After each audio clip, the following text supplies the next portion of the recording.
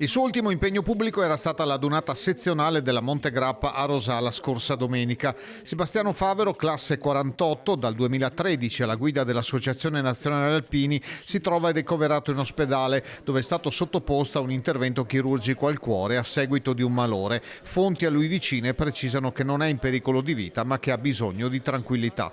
Alla notizia, diffusa velocemente in tutta Italia tramite una comunicazione della sezione Montegrappa e del presidente Giuseppe Rugolo, moltissime sono state le attestazioni di solidarietà e le espressioni di vicinanza con gli auguri di pronta guarigione. Evidentemente, scrive Rugolo, la sua pur forte tempra e il suo carattere combattivo non ce l'hanno fatta sopportare lo stress causato da una campagna denigratoria vigliacca e ignobile scatenata dai soliti leoni da tastiera sul web.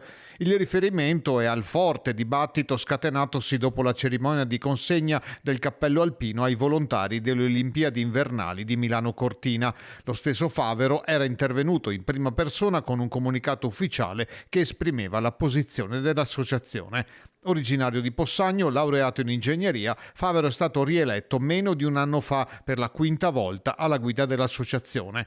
Tra pochi giorni le Penne Nere sono convocate a Genova per la 97esima adunata nazionale dall'8 al 10 maggio.